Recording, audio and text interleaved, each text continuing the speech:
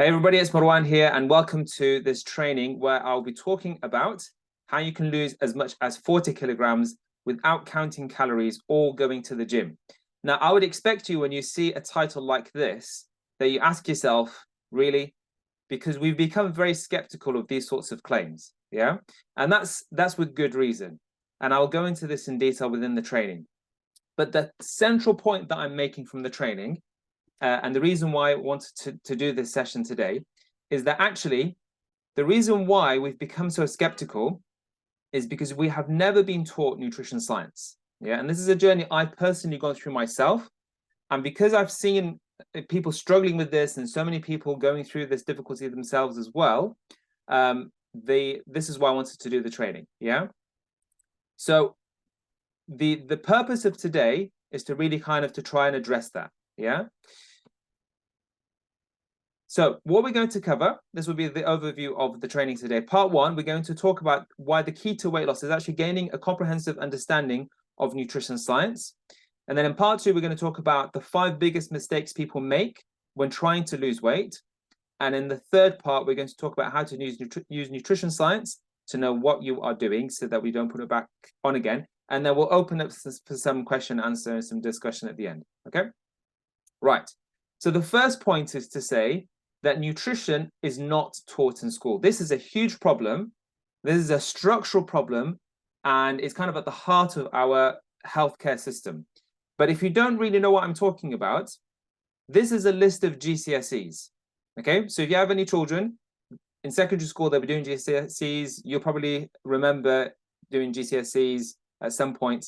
And you can see here that you can do a GCSE in all range of different topics. Yeah.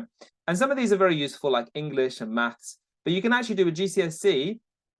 But the question is actually, where is nutrition? Yeah. So amongst all these topics, why is there no GCSE in nutrition? You can do a GCSE in citizenship studies. You can do a GCSE in media studies, because that's no offense to anybody who's done media studies.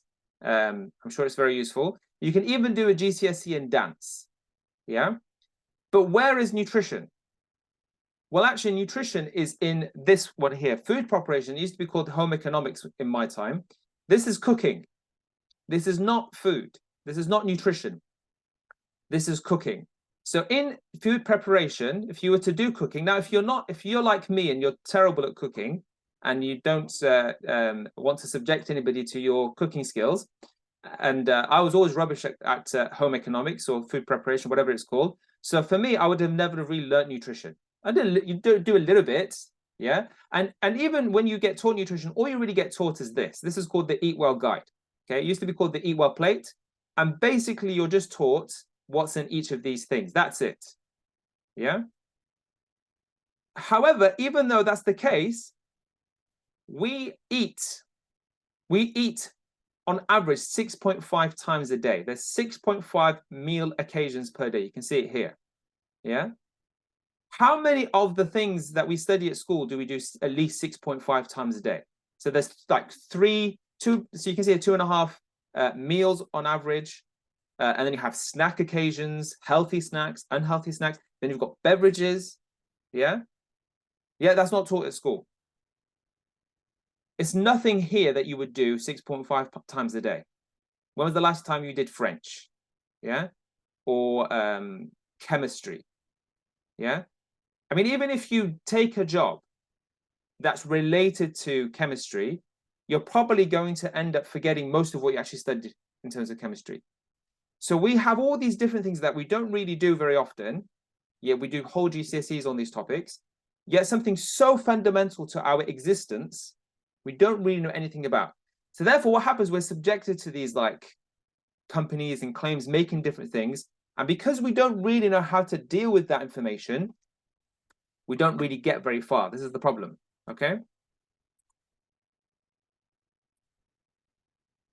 Now, let's illustrate this further. Let me give you this illustration in a slightly different way. The average person knows more about cars. This is my proposition. The average person knows more about cars than they know about nutrition. Just think about it. So you know, for example, the difference between petrol, diesel, and electric. So you know if you put petrol into a diesel car, you will destroy the engine. And if you try to charge the diesel car, then you're probably going to get electrocuted yourself. Yeah. We know about the windscreen liquid that we need to put in. You don't just put fairy liquid in there. You know, you have to buy a specific type, you put it in. You know that wipers need to be changed every so often. You know about engine oil top, which is quite a technical thing. But most of us actually know what this diagram means. If you don't, then you probably should. Yeah. But you have to know this to be able to pass your driving test. Yeah. You know when to change it, and you know it has to be between a particular point. Yeah. Between these two things here. We know about car tires, and we know about the tread, how it needs to be. We know about coolant and antifreeze needs to be topped up, otherwise the car will overheat. We know about MOT rules. We know about road tax. We know about servicing. We know about insurance. And on top of all of that, we get an annual checkup for our car. We have to get it. Yeah, we have to get an annual checkup. Up until the age of 40, you are not entitled to have a health checkup. And I asked about this myself for my own purposes. They said, no, you have to be over 40. Whereas with the car, we get an annual servicing. Yeah. And we know about speed cameras. We know about the rules of, you know, all these different signs. Think about it. All these different symbols and things. You take it for granted now, but we know what all of these things mean. So we know more about our car than we know about nutrition. And we might buy several cars in our lifetime, but we're only going to have one human body. In fact, if I said to you, have one car for your whole life, you'd probably really look after it. Yeah. On top of all of that as well, also, dietary factors are the biggest cause of death.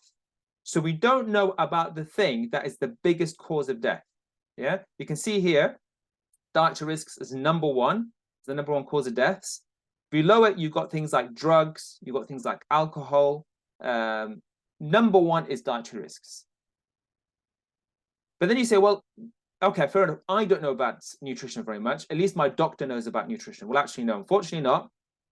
Doctors do not learn about nutrition. I don't know if we have any doctors here that could vouch for me. I have a number of doctors in my own direct family, my brother, my dad, all that kind of stuff. And it's the big issue. So you can see it was in BBC News saying we learn nothing about nutrition, medical student claims, 10 to 14 hours over a 6-year period. Yeah. It's the number one cause of death. Yet doctors aren't really taught about it. And that's not doctors' fault. That's just the structural system. That's the way things are set up. So what do people do? Oh, and this is why for us, a lot of doctors actually do our course. This is one of the people we target. We target doctors. So this is like Dr. Mihaela Florescu. She did our course because they're often in that predicament and they don't know what to do because people are asking them about nutrition. They don't know how to answer. So our course, one of the courses that they do. Yeah. But often what people do is they go to the gym for advice. So what do? They get a personal trainer. But then they learn that also the personal trainer doesn't know anything about nutrition as well. So the person who's helping the person who's overweight and struggling also doesn't know anything about nutrition. And this isn't like some stock photo that I took. This is actually one of our students. So Rory did our course, yeah? And he said, one of the things that he did like a video for us, and he said that it's very rare to find any fitness instructor who knows anything about nutrition. This is Ryan as well, a professional boxer. So you can imagine these guys, because they're quite muscular and stuff, people ask them and they don't know anything about nutrition. So what people sometimes do is they try to exercise through it. Yeah, because these people know a lot about exercise. They don't know much about nutrition, but they do know about exercise. So what they do is they give them all these exercises to do. Yeah. And if you're a man, you probably get given all these, you know, weights exercises to do. You bench press and your squat and your do pull-ups and bicep curls, all this kind of stuff, yeah, to try and exercise through it. If you're a woman, often women will go to these different aerobics classes and, you know, very little is going to be achieved by that, unfortunately, but, you know, that's what the personal trainer knows. So they tell their people to do these things and they just don't get very far. They come to the nutrition and it's like very basic information.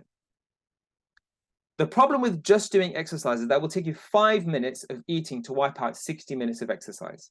So when they've done studies over people who just focus on nutrition, so just focus on exercise, what they found is that like over a 6-month period, they only lost 1.5 kilograms. You might have found that yourself. You might have gone to the gym for months and months and months, only to find that you didn't really lose any weight, yeah? Because you can't exercise your way through a bad diet. And what often happens with people is that it becomes what's called a license to eat. So in the study, it says that the results support an interpretation that higher energy expenditure information provides participants with a greater license to eat when palatable foods are accessible. So what that means is basically you go to the gym or you do this exercise and you feel really good and you go home and say, you know what, I deserve that chocolate bar because I've done all this exercise now, so I deserve to eat. So then what ends up happening is that you end up eating more because you justify it through the fact that you did the exercise. And on top of all of that, we're bombarded with unhealthy messages. So say, for example, these three companies, probably some of the biggest companies promoting unhealthy food, on an annual basis, McDonald's, their advertising spend is $650 million. Imagine over $500 million just on advertising, yeah, to try and convince you to eat unhealthy foods. You've got no real proper education to arm yourself, and you're getting all these negative messages being bombarded and thrown at you. Pepsi is 3.5 billion. And Coca-Cola is $4 billion a year. $4 billion is being spent on giving you messages to why you should eat unhealthy food. And these are often like, superstars. So Messi is an ambassador for Pepsi. So arguably the greatest footballer of all time is promoting a highly unhealthy food. Yeah. So we're trying to be healthy. We're trying to lose weight. We're trying to be good. But unfortunately, we've got this huge monster who doesn't care, has got all this money, and is just trying to eat us up and doesn't care about us and doesn't have our interest at heart in any way or shape or form. So what has been the consequences of all of this? Well, there's this really cool study that was done by the Center for Disease Control and Prevention. So what they did is they mapped it out. So check this out. So obesity is having a BMI over 30. So if you don't know what BMI is you take your weight in kilograms and you divide it by your height squared, okay? If it's over 25, you're overweight, and if it's over 30, you're obese. So check this out. In 1985, they had a map here, and they mapped out where people were obese, or so over 30, okay? So you can see here, a lot of the US didn't have data, but for those states that did, it's either under 10% or between 10 to 14%. So every 10 people, one person would be obese, which would be like that's kind of like maybe, okay, that 1 out of 10 has overeaten, fair enough, yeah? Now look at how things change over the years. Yeah, so 1986, you can see now we're getting more data. More and more states are coming into the coloring of 10 to 14%. In 1991, they need to create a new category. So now we have 15 to 19%. So you can see here these states which have 15 to 19% obesity, okay? And 1992, you can see now most of the states are either between 10 to 14% or 15 to 19%. This is in 1994. So what happens? 95, 96, and 97, they need to create a new category, okay? And you can see there's like memorabilia. Those of you who can remember the SNES and the Walkman, these sorts of things, 1997. So they create a new category, which is over 20%. So a few states now are over 20%. And the US and UK, in terms of obesity, are very similar, yeah? Other countries might be different, but US and UK, we have that special relationship when it comes to obesity for some reason, yeah? So more states are going yellow, more states. By 2000 now, we need a new category, which is over 25%.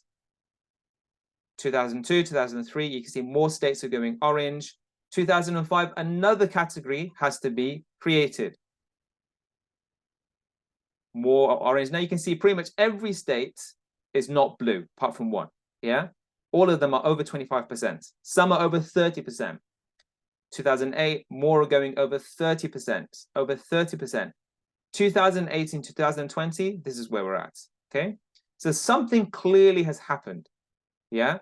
So what I've said to you, the initial part of the training, the presentation, is that our lack of knowledge of nutrition science, plus these companies pumping out all this unhealthy food, has left us pretty much vulnerable to these sorts of percentages, over 30%. Now, in terms of the UK is just as bad. Okay. So the obesity statistics, this is from the House of Commons Library 2023. We can see here that 26% of adults in the UK are obese and over 30% are overweight, which means 64% are either obese or overweight, which is shocking. 2 out of every 3 adults in the UK are either obese or overweight, which is why for me, It's kind of like, I'm seeing this around me and I'm thinking to myself, you know, this is really bad. This is really, really bad. Okay. And unfortunately, the statistics for children are even worse. So the next generation, unfortunately, is not going to be better, it's going to be worse. Okay. Now, we have to learn nutrition science. This is my point. Yeah. We have to break this. And I'm not saying follow a diet. A diet is one intervention as part of this whole thing that I'm saying. I'm saying we need to understand nutrition science. It's not enough to be basic in our understanding because it's too serious. Too many lives are at stake. It's not a small thing. Yeah. Whenever we've taught people just a little bit of nutrition science, the weight just falls off. So we did this one program, 54 kilograms was lost in 6 weeks. So these are our clients. Okay. Honestly, we didn't teach them that much, but such as the dire state that people are in, just a little bit of support can make a huge difference. Okay. And we've been doing this for 14 years. Alhamdulillah, we've got all these, testimonials and stuff, people who we've helped over the years. This is what we've always done. This is what our thing is, to teach people nutrition science. Okay. So the first point I wanted to say is you have to have that in your mind. This is something that you just need to, have done in your life. Yeah. And I'm going to talk at the end how I'm planning to teach you it for free. Okay. So that's kind of the goal of this presentation. But let's go to this next part first. Okay. Part number 2 is I want to talk about the 5 biggest mistakes people make when they try to lose weight. So what are these 5 biggest mistakes? Well, mistake number 1 is this disaster called counting calories. Okay. I am not saying that calories are not important. I'm talking specifically about counting calories. Okay. By law now, they have to place the calories on food, and people try to do this weird thing called counting calories. What they do is they try to estimate how many calories that they have eaten. What you'll notice is that the time when obesity really shot up was when calories started to be put on labels, funny enough. So you can see in this study that obesity really shot up from the 1970s and 80s, which is when calories started to be put on labels. Yeah. And the big problem with this is that it's really hard to keep track. You always grossly underestimate actually how many calories that you had. Yeah. This is the underlying problem, is that you don't really know how many calories that you consumed. You try to keep track and you think you've added up this, and it just doesn't work. It's like using an abacus. Yeah. It's not accurate enough. In fact, there's been studies done that the labels are actually even wrong. Often the labels aren't even correct. So the study here says that they were inadequate. These findings suggest that food labels may be inadequate source for caloric monitoring. Healthcare professionals should consider the accuracy of caloric labeling when advising patients to use food labels to monitor their caloric intake. So that, it's hard to keep track of. And on top of that, they're not even accurate. And that's why whenever we've had a client, so this guy, Stephen, he lost 14 kilograms in 6 weeks. And we specifically tell them not to count calories. Yeah, you should not count calories because it's just. Having said that, can you lose weight by counting calories? Obviously, people can, but I'm talking about as a general rule. It doesn't work as an overall strategy for people because the statistics aren't showing it. Every single food has calories on it. So why are the obesity rates shooting up so high? Yeah, there's more going on here. The second mistake people get stuck in is a general getting stuck in a not very useful debate about should I be low carb or low fat. Yeah. And what I mean by this, like low carb or low fat, or sometimes these diets have names like keto or vegan, and you get into this pretty useless discussion about which is better. Okay, because people haven't understood the nutrition science, they don't understand why does keto work, why does vegan work. It's just very broad stroke. And they've actually done studies where people have done both. And the key metric was just they did the diet. It wasn't this one or this one. It was just they did the diet. So what they found is that weight change at 12 months was minus 0.53 kilograms for the healthy low-fat diet and minus 0.6 kilograms for the healthy low-carb diet. In other words, that over 12 months, whether it was low-carb or low-fat, there wasn't really much significant difference between the two. Yeah? So the results for the diets are actually very similar. Yeah. So therefore, the debate, which is quite constant and has been going for decades, isn't actually that useful. Okay. Amos was one of our clients. He lost 46 pounds, just about 20 kilograms. So this is when he sent us this email. And he said, I've just blocked some stuff out, his personal details. And then he carried on, and he's the guy who ended up losing 40 kilograms. So if you're wondering where I got the 40 kilograms from, it was from Amos. So he ended up losing 40 kilograms, but he just stuck with it. And he never calorie counted, none of these things. He just sort of knew what he was doing and was being healthy. Okay. Mistake number 3 is feeling that you are deprived. Yeah, because this is not a sustainable thing to do. If you feel that you are deprived, you have a limited supply of willpower. So what often happens is that when you feel that you're deprived, your willpower runs out. So there's a theory that we have a certain amount of willpower and eventually runs out, and then we just give up. Okay, so it's called here the self-control strength model. Yeah, that you exerting influence or exerting effort on something. So if you find that dieting requires a lot of effort, then you're doing something wrong. Okay, so that's another thing that the literature says, that it shouldn't be like that. Okay, the problem is that you fall into what something is called the what the hell effect. The what the hell effect is when you try and you say, oh, what's the this is the technical term. This is not me cursing. Yeah, the technical term is that you say, oh, what's the point? And then you just throw all that out the window and you give up on yourself. Okay, that's called the what the hell effect, and you actually find it in the literature. So this is the problem, is that if you do that, then you fall into the trap of reversing all the good stuff that you did before. Yeah, and you just back to square one again.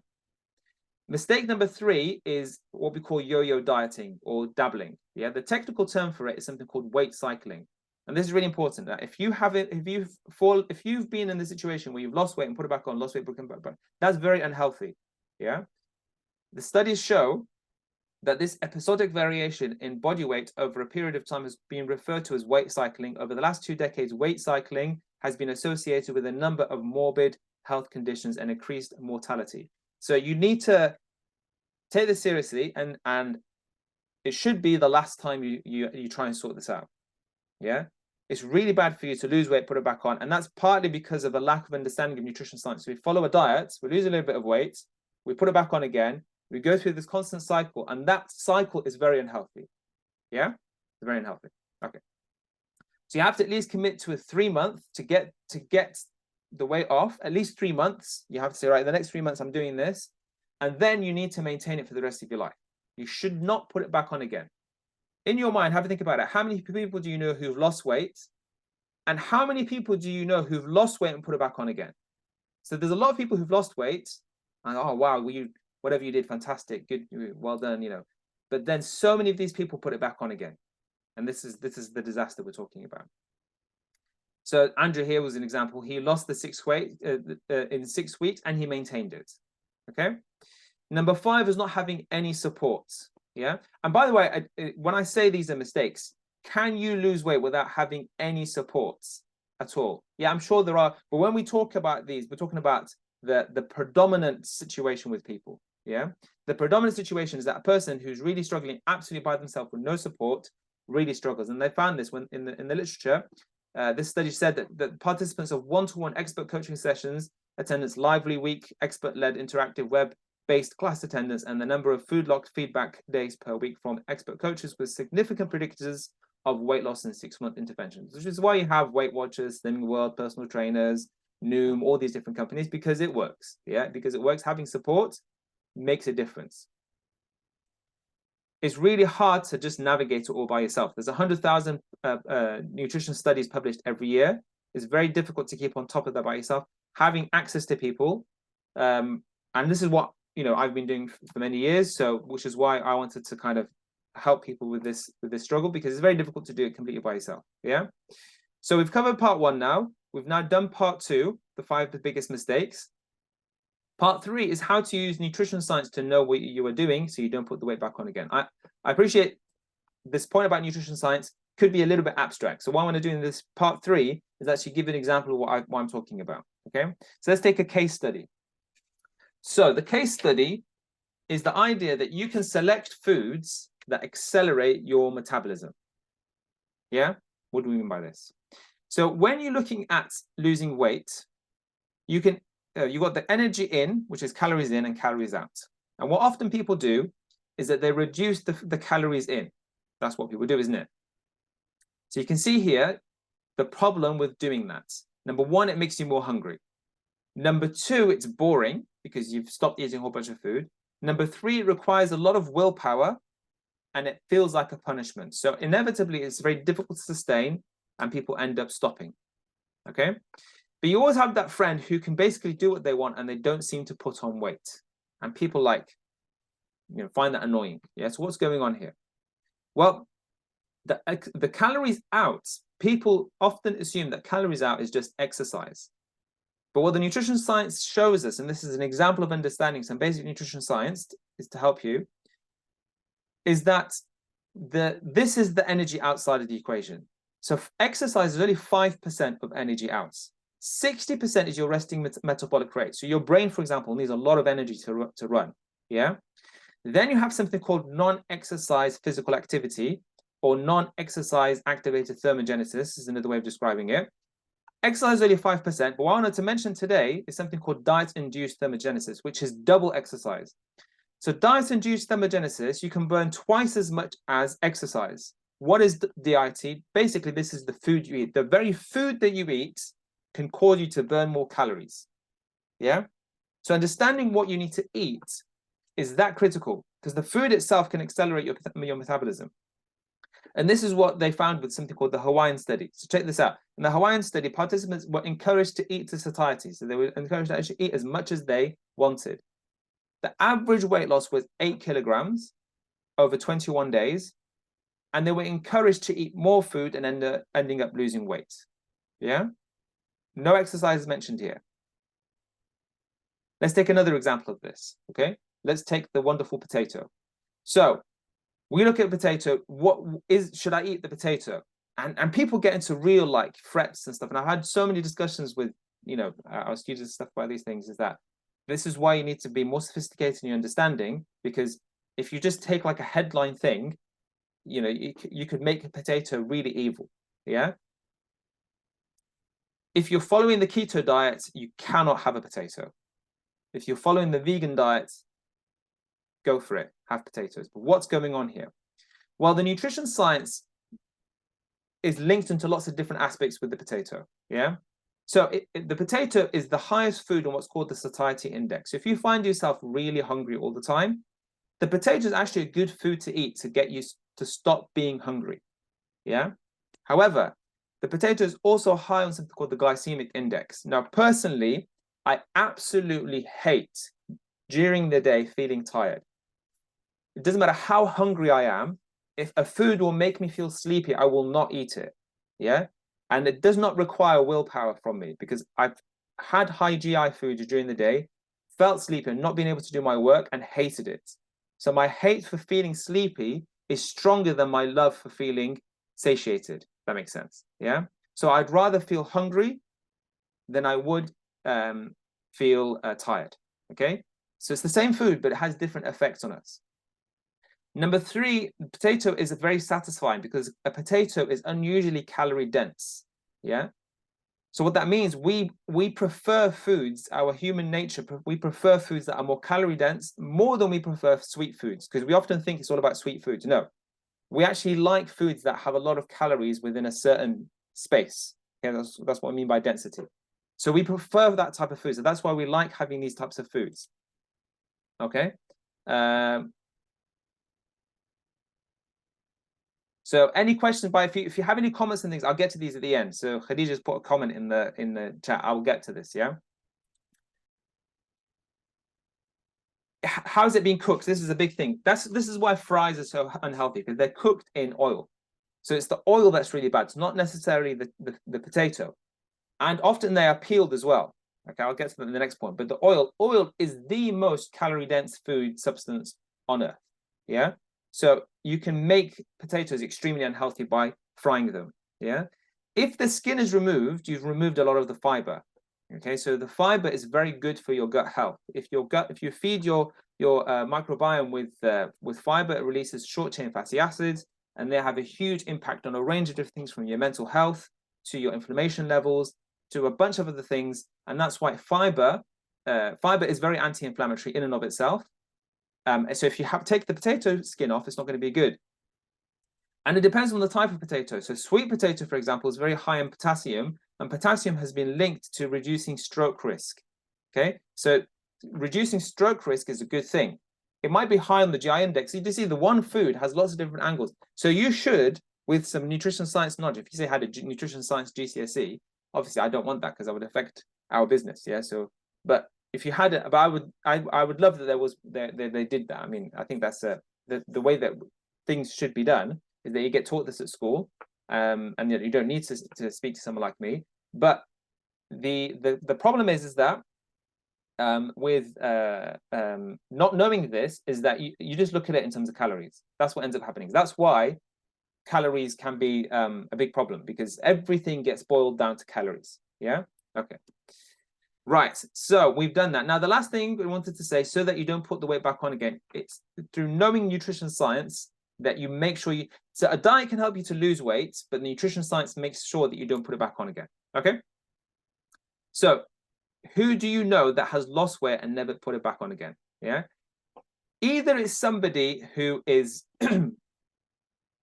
I would say it's the people who've kept it off again. Either they're doing it for their job, like a personal trainer or a slimming consultant or something like that, or somebody who does have a decent amount of knowledge of nutrition science. Because I don't think people count calories for the rest of their life. I just don't think people do that. Yeah. They might do it whilst they're losing weight, but then they have developed some kind of strategy or they just become lifetime keto people, which is a very difficult way to live, being keto the whole of your life, or being 100% vegan. Like being 100% vegan, if you don't know what you're doing, you could easily go blind or go crazy or die. Like if you were 100% vegan and you didn't know, because you have to if you're 100% plant-based, you have to supplement. Yeah. Otherwise you'll literally kill yourself. Okay. Because you need vitamin B12, but that's a separate discussion. So the point is that if you want to just stay healthy for the rest of your life, then you do need some knowledge of nutrition science. Okay. A good example of this is something called The Biggest Loser. This was a TV program. I don't know if it's still on or not, but it was very popular. People would lose crazy amounts of weight. But what they found is that 70% of the weight was regained. Okay, after 6 years, an average of 41 kilograms put back on. How depressing is that? You lose all this weight, you have this big funfair, and everyone's praising you and all that kind of stuff, and they just put the weight back on again. Yeah, so incredibly depressing situation. Yeah, and that's because 85% of the advice was focused on exercise and not diet. Now you might think that I'm exercise bashing. I'm not. I'll come to that in a second. Yeah, but their diet wasn't sorted. They just put it all back on again because they didn't really know what they were doing. If the whole idea of Biggest Loser was they just had these exercise people and they would just exercise really, bang, bang, bang, bang, bang. Obviously some nutrition as well, but they didn't understand the nutrition, so they were never able to sustain that amount of exercise in real life. Yeah. And then they just went back to the old eating habits and they just put the weight back on again. Yeah. And that's why a big part. So somebody, I mentioned the comment now. So somebody said in the chat, not always true, Marwan. PTs do know about nutrition, at least the ones I know. Okay, great, and that's good. Yeah, maybe they did our course. I don't know, because we train a lot of exercise professionals. The reason why a lot of PTs end up knowing a lot about nutrition is because they realize weight loss is about 80. Most of their clients want weight loss. 80 to 90% of their clients, 80 to 90% of weight loss is nutrition. I need to go and learn about nutrition. So usually they'll go and get a book on nutrition from somebody, and they'll study it. Like a lot of the nutrition books are written by doctors. Yeah. And we said doctors don't. So often, but being a doctor, you're very competent from a health perspective. You know how the body works, all that kind of stuff. And you know how to do research and things. Now, some doctors will go and do like a master's in nutrition. I know some people have done that, but you can, as a doctor, just like navigate the literature yourself. So then they become self-taught. Some of the big names in nutrition are basically self-taught nutrition experts. They read like every nutrition paper out there. Yeah. But it's not because they learned it at medical school. This is the thing. It's not because they learned it as a personal trainer. They do not get taught it. This is the underlying structural problem with our healthcare system. Okay. So people like this guy, Scott, Tom Scratcher did our course, yoga instructor, Mary, Lee Mitchell did our course. These are all personal trainers. Yeah. Sarah did our course. So that's why I'm pro exercise, but I'm anti-gym. Yeah. Now, exercise should be something that you can do without needing to go to the gym. The gym is quite a weird place. Yeah. It's like a modern invention that we've created. because there's something called farmer fitness or farmer strength, yeah, where just by the nature of the way we used to live, you would do exercise because you had to go and get the water, you had to go and cut the wood, you had to do all these things. This is basically, if like you're cutting wood, that's like a tricep exercise, isn't it? It's like bicep and triceps, yeah? And then you have to lift the wood up and all that kind of stuff, like deadlift or all these things, yeah? So the gym is a very artificial place. And what happens is that you go to the gym and you might go for a certain amount of time, but then you might not be able to make the gym and then you don't do any exercise. You have to do exercise, not for weight loss, but for longevity. If you want to live a long and healthy life, you have to do exercise, yeah? So I've always done exercise. I only ever went to the gym for a period of about 2 months and I absolutely hated it. Find it a very strange place, very weird. You have to lower your gaze all the time. And I just didn't like it at all. Okay. And I couldn't sustain it anyway. It took me ages. I can do my home-based exercise. Like if I want to go, I jog, I just go out my house, go for a jog or a walk or whatever.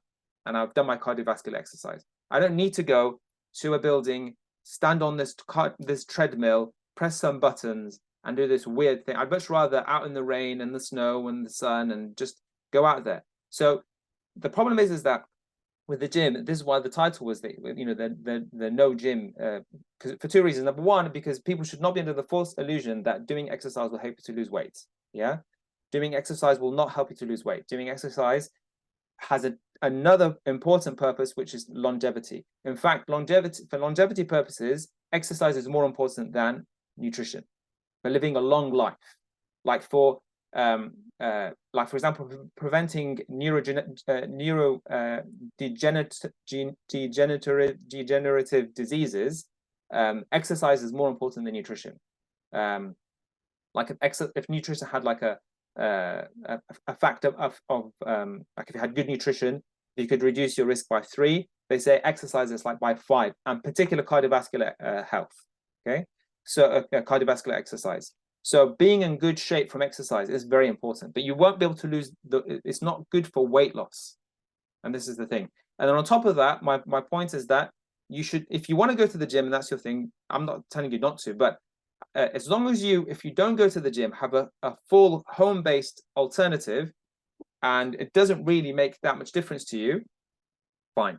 And the problem is that when people go to the gym and they lift heavy weights, then they create this all new problem of bad form, and then they injure themselves and they can't do any exercise. Okay, whereas if you do bodyweight exercise, it's much harder to what they call calisthenics. It's much harder to injure yourself. Yeah. So there's all these other factors in place as well that people are aware of. So I just think it's easy to say to people, it's a bit of marketing as well. No gym. You're not allowed to go to the gym. Yeah. Okay. So nutrition is the key to weight loss and not exercise. Number 2, exercise is great for longevity and long-term health. And number 3, doing exercise only at the gym reduces exercise frequency. You should be aiming for, you should be some sort of keeping active all the time, but at least exercise several times during the week. Okay. And that's it. We've covered the last bit. So hopefully you have benefited from today.